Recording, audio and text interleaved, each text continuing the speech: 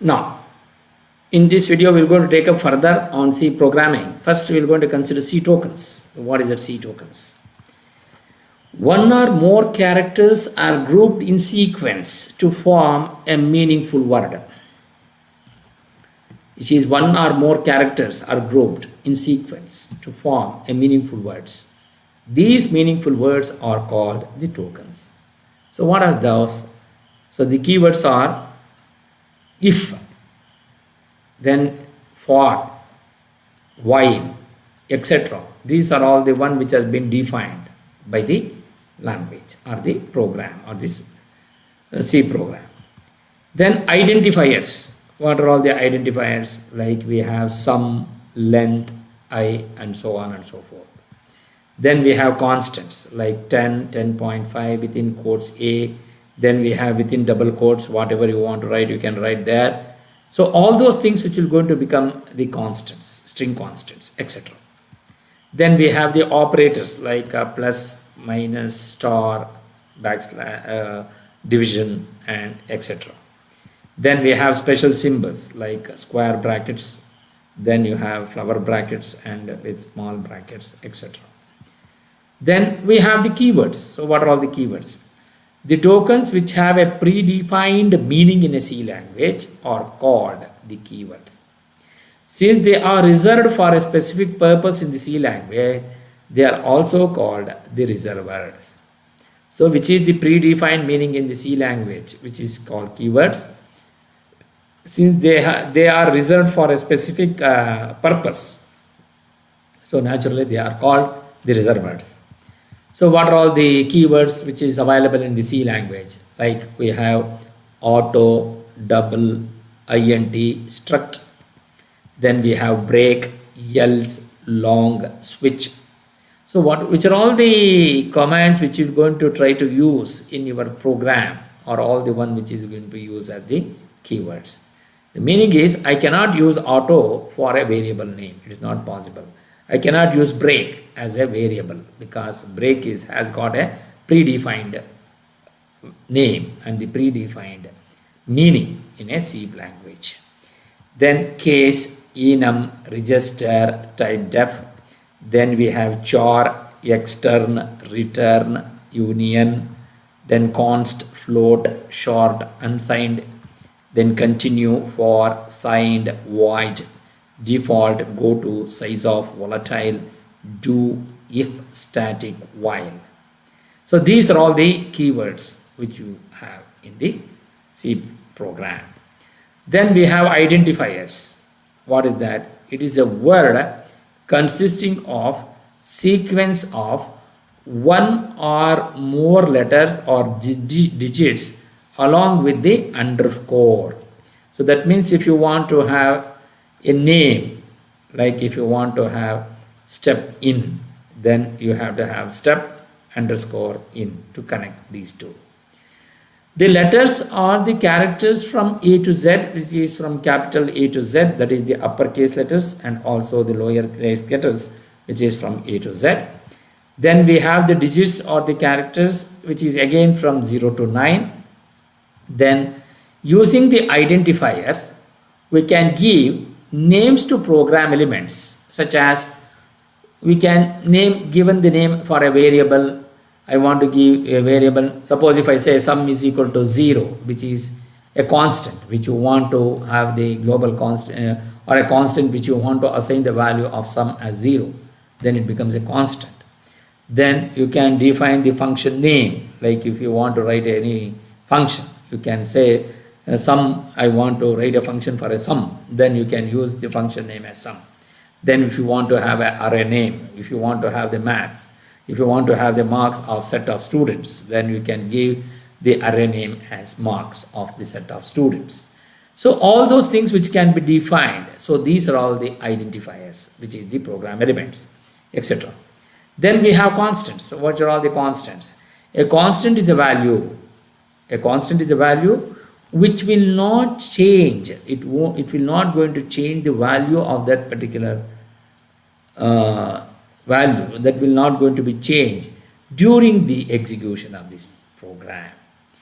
So once you define the constant, so suppose if I say pi is equal to 3.1414, so then the value of pi will not going to change during the execution of the program. So that is the meaning of a constant, which doesn't change during the execution of a program, is called a constant. Then we have an integer. So an integer we have in the decimal a, it is a decimal, suppose x, it is example 10, 140 minus 140. Suppose if it is an octal number, so it is 0, 1, 0, so that is 10, 0, 1, 4, 0 minus 0, 4.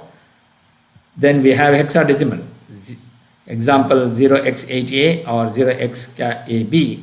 So these are all the hexadecimal numbers. Then we have enumeration constant, like enum Boolean operation, whether you have no or yes, that is the Boolean operation. Then we have a floating point, which is the fractional form, like example 0.56, then minus 9.57.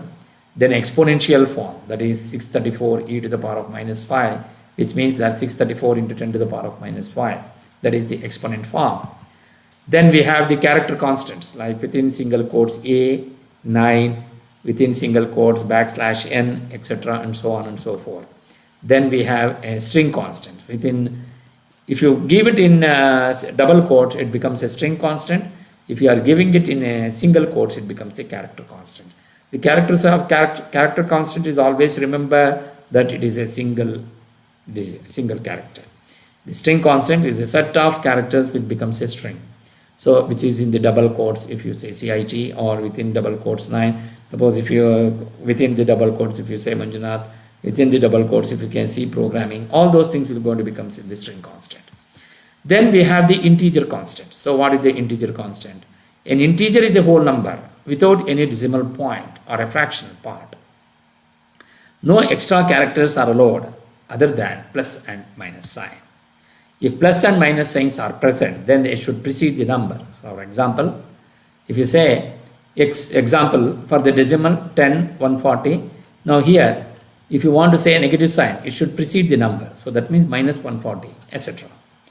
Then octal number, it is 010, 0140, minus 0140, etc. Then hexadecimal, example 0x88, 0x capital XAB, 0 capital X 123, etc. are the hexadecimal numbers. Similarly, decimal integer constant, it can be any combination of digits from 0 to 9. In other words, it's a base 10. No extra characters are allowed other than plus and minus. If plus and minus are present, then it should precede the number. Like you have an integer constant 100 minus 67 plus 989, etc. Similarly, octal integer constant. So it can be any combination of digits, like from 0 to 7, it becomes 8 within the prefix 0. In other words, it is a base 8 number. No extra characters are allowed other than plus and minus. So if plus and minus are present, they should precede the number, same as that of the decimal integer constant. For example, 010, 777, minus 065, and so on and so forth. Then we have an hexadecimal integer constant. So like from 0 to 9 and along with the letters from capital A to F or small a to F. In other words, it's a base 16 number. 0 to 9 is 10 characters, A, B, C, D, E and F. So totally it becomes 16 characters. So that is the reason why we say it is the base 16 and it is a hexadecimal integer constant. So this constant has to be preceded by 0x or ox, the capital Ox. Example ox8a, oxab, ox123, etc. are the examples. Enumeration constant. A set of named integer constant defined using the keyword enum is called enumeration constant. So enum identifier, enumeration list. So enum Boolean no or yes. So here enum is the enumeration constant. Identifier is the Boolean, is the operation what you want to do. So Boolean, which is the Boolean operation, is the one which is going to say the conditions. So like either it is say yes or no, it is enumeration list. Similarly, enum months say if you want the assign the enumeration list with the constants, January equals to 1, then February, March, April, so on and so forth till to the December, which is assigned with the number. So this is how. And then we have the floating point constant. So if the floating point constant are the base 10 numbers with a fractional point, so that means you have a decimal point along with the real numbers. So that is 10.5. All negative numbers should be a prefix with minus sign. A positive number can be an optional, which is plus sign. Either if you want to write it as a plus sign, so it's a positive number, you need not have to give plus. But if you want to give a negative number, you have to have a prefix of minus sign. So no other characters are allowed. Suppose if you say 10.5, that means it is a positive number. So you need not have to write plus. But this is an optional one. The floating point constants can be represented by using two forms. One is a fractional form, integer part followed by a dot and a fractional part, like 0.5, integer number, so without the decimal point 0, followed by a dot, so followed by a dot, and the fractional part, it is a 5. So 0.5, it comes with a floating point. Similarly, minus 0.99, minus 0.6, minus 9 point, and plus 0.9, etc., and so on and so forth. And then you have the exponent form, that is the scientific notation, the floating point number represented by using scientific notation, which is the exponential notation. So one is example 1, which is 9.86, capital E, 3. So implies 9.86 into 10 to the power of 3. So similarly, so we have the mantissa, E bar E exponent. So that is the condition what you are going to get. So the mantissa is 9.86, E by RE, which is the exponential form, then the exponent. So to the power of whatever you want, 10 to the power of 3. So then example 2, 9.86, again small e minus 3. So again which implies 9.86 into 10 to the power of minus 3. So that is how you will be able to represent. Then we have the character constant. A symbol enclosed within a pair of single quotes is called the character constant.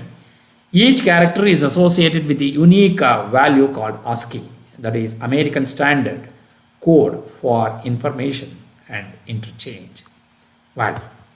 So example which is 9, which is in single quotes, and dollar, and which is backslash and etc.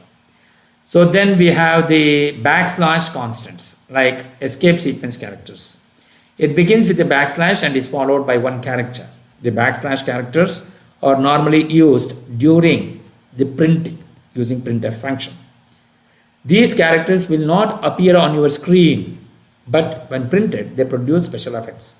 Like what are all the special effects you have? The characters, escape character, and meaning. So if you have a character bell backslash a, then it gives a beep sound when you are executing.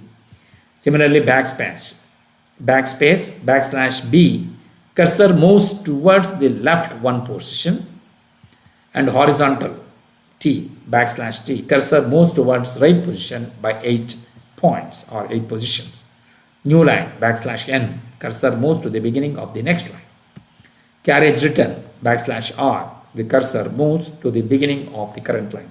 These are all the actual one which is required when you are trying to display on the printing. Quotation mark backslash double quotes, you are going to get double quote. Then apostrophe, that is backslash single quote. Question mark backslash question mark, you are going to get question marks on requirement. Then backslash, the double backslash, you are going to get backslash, it prints on the backslash. Then null backslash 0, which is going to give the null character. So this is how you will be able to write, or you will be able to explain about the backslash constants. Thank you.